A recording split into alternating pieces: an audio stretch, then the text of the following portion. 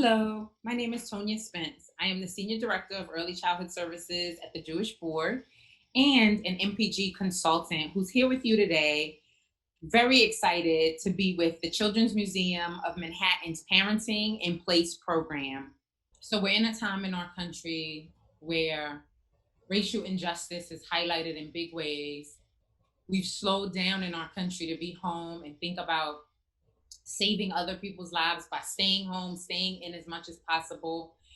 And as parents of young children, children under 5, often the question becomes, how do we begin to talk about race, class, privilege, all those different things with our children?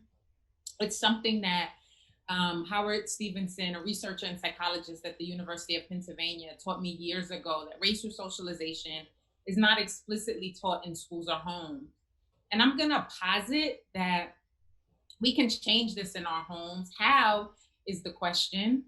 What do we need to do? How does each parent have to hold and think about this work?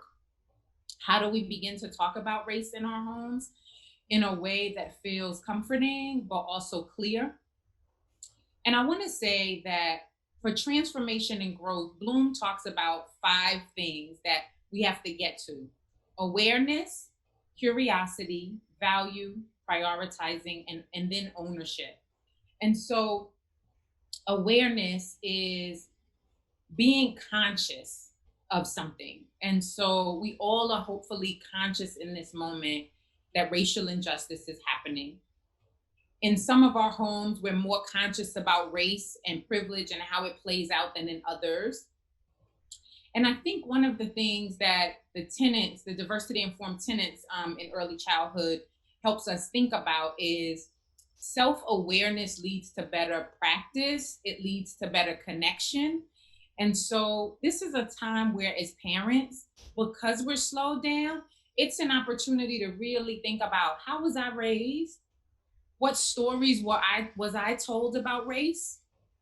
What was explicitly said by my grandparents, my mother, my dad, my uncles, my cousins, and what was implicitly said, what didn't sort of get said out loud, but was definitely held in the community and in my family. Maybe the way in which we cross the street when a different a person of a different race was walking toward us. Maybe we changed the dialogue or we changed the conversation when something came to us from our family. Like if we asked about, why is so and so different, our parents maybe change the conversation instead of saying focus. So one of the things we want to just become more cognizant of and thoughtful of is, what's my awareness of this issue? How have I been thinking about it? What have I been taught? How am I holding it? And then when you start being curious, you can start to think about, how does this play out in my life? What am I doing? And then as a parent, you can become curious around, what do you hear your children asking? What are some of the questions they sometimes ask? I can remember being a preschool see it teacher in New York. That means a special ed teacher that pushes into a regular education classroom, preschool. And I was in the classroom, and a little 3-year-old comes over to me. I'm one of the only brown or black women in the room. And she walks over and she says, Tonya, I've been thinking, are you dirty, or is your skin brown because your parents' skin is brown? And as I was getting ready to answer the question, I could see the head teacher bounding over to us, running as if to say, it's not a question that you can ask. Yet, when children are in preschool, one of the things we teach them is to be curious. We ask them to think about difference in animals and colors and shapes. And so this little girl was saying to me, I noticed that most of my friends in this classroom have white or pink skin, and your skin is different, Tonya. What does that mean? Does that mean your parents look like you? Or does that mean something happened to your skin? And so we were able to have a conversation about my skin, and that I do have parents who have brown skin like me, and that my parents have parents who have brown skin like me. And we were able to talk about the difference, that I consider myself someone who I call Black or African American. And she was able to say, "Oh, I wonder what my mother or my father calls us." And so she went home and asked questions. After that conversation, the teacher and I, of course, had to have a lot of conversation because she didn't think it was a question that was appropriate for a child to ask me. And we ended up really talking about the fact that when children are 3, they are pretty curious and they ask all types of questions that adults might be embarrassed by, worried by. That includes, why is that lady's hair so different from ours? Why is it curly versus straight? They may say something about people's body shapes. And our hope is that we are able to answer those questions. And one of the things I try to say to families of preschoolers is answer the actual question. They're not asking for big answers, they're usually asking for something specific. So, allowing yourself and your children to be curious and thinking about what that means. And then what do you value? What are the small steps in the direction of change that you're ready to take? Is the next way that you grow into transforming and thinking about your racial identity, but also how you interpret, engage, or allow for other racial identities to be thought about in your home with your children. What's in your home? What's in your environment? What kind of children's books are there? Whose pictures are in them? Are the children's books about Black children only about segregation, racial injustice? Are there Black children who get to have fun in books that you have in your home? Are there novels that you're reading as an adult that have authors who are not always the same color? Are they white? Are they Black? Are they Asian? What difference are you showing and portraying in your home? What magazines are you bringing into the home? Who's always on the front cover? What does that say to your child? And then how do you show that you value something, right? All of us have to think about what we do that demonstrates value. One way that we all demonstrate value is what we put our money towards. One of my friends was saying recently that for the first time, she and her children have always, once a year, as part of their Jewish faith, given to one organization a year.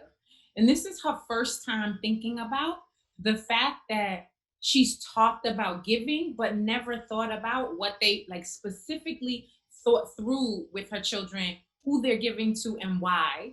And so she's changed it to be able to think about racially why she's giving to institutions and giving a narrative that her children can understand.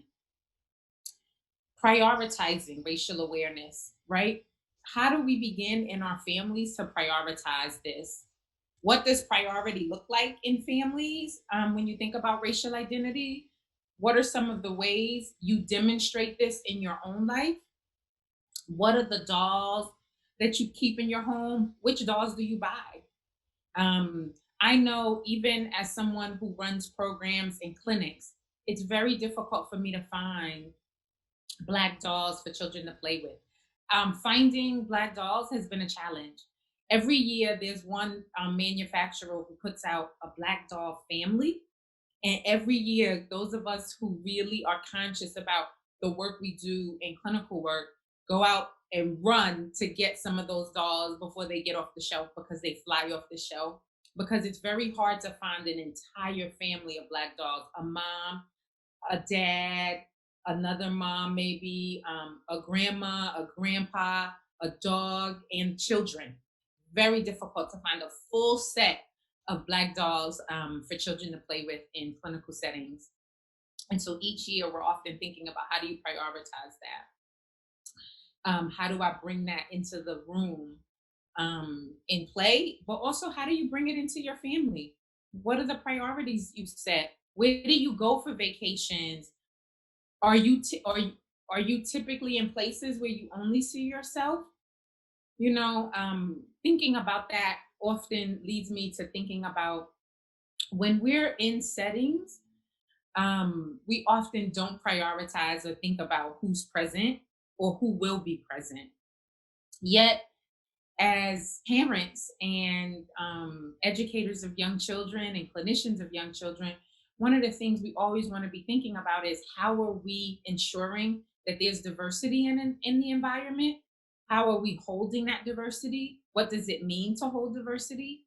I think many of us are reading more, and so prioritizing what we're reading and how we're holding that.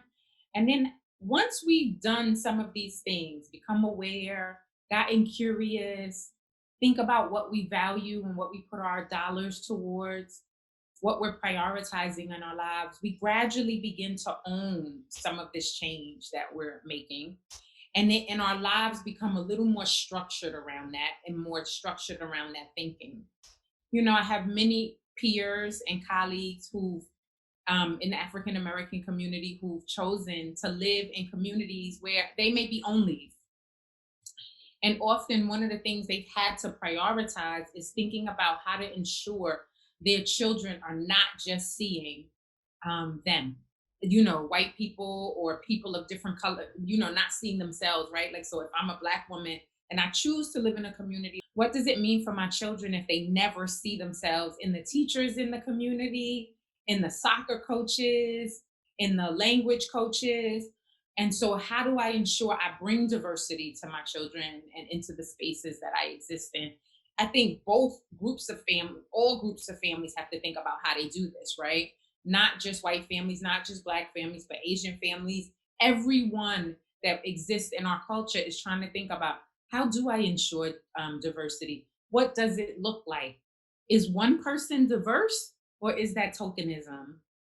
All of those questions come up as we think about this sort of spectrum of learning and transformation that Bloom sort of puts out there, saying that we go from an awareness to an ownership, but that it takes time. I don't know. I know that often parents want something to be immediate and they want to change how they function and engage with their children in a way that happens right away.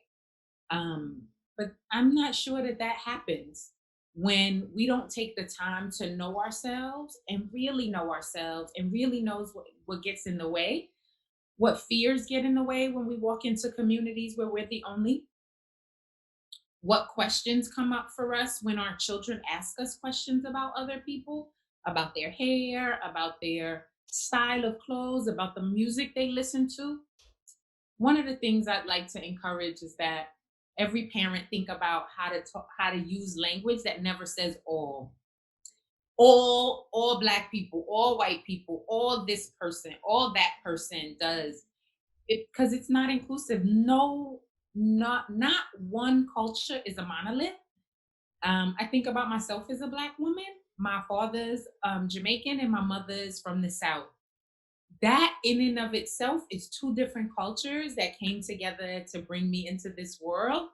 And so there we're not monolithic in our home because we bring those two cultures together, and those cultures come together based on my parents' experiences in the world. My father's experiences of immigrating to this country by himself as a student, and my mom growing up in the segregated South. Those two experiences are very different and they play out in different ways in how they educated me. They played out in how they asked me questions and what they did or didn't say. Um, so no group is a monolith. And I think if we can grow to that place of recognizing there's never an all, there's always the person before you that you can ask questions of and be curious about. I am so pleased to have been able to deliver this message today. You play an important role as parents in the lives of your children. Sometimes we don't say enough to parents about how important they are, but you really are important in the life of your child. You will be helping them to learn what curiosity looks like. If you can learn to tolerate and manage the emotions that might come up as your children are curious about racial issues today. It's all over the news, it's all on TV. Marching is happening. Making sense of that with your children will be so important.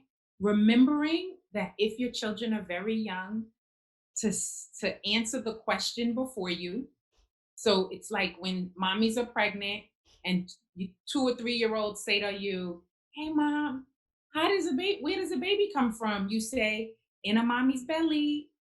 She loves her baby. And then as they get older, you might say mommy and daddy love each other, and that's how the baby was made. And then as they become teenagers, you might answer like the birds and the bees questions. But you don't typically answer the birds and the bees with 2 and 3 year olds. Maybe some do, but usually we don't give that much information because children won't understand it. And so it's the same with children today. We want to allow them to be curious. We want to not remain silent.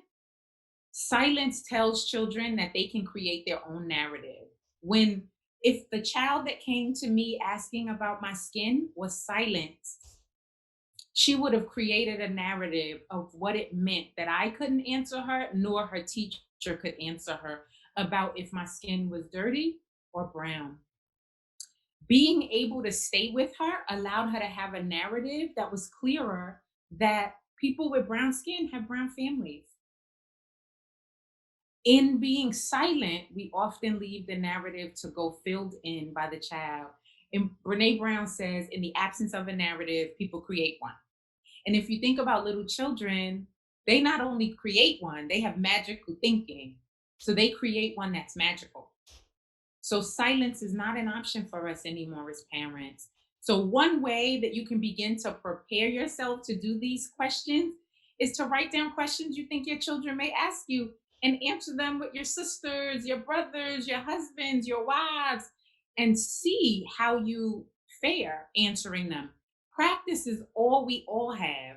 None of us get it perfectly. And so giving yourself some grace, but knowing that being able to talk about this is important, because if we don't speak, we've spoken anyway. Thank you for learning and growing with me today.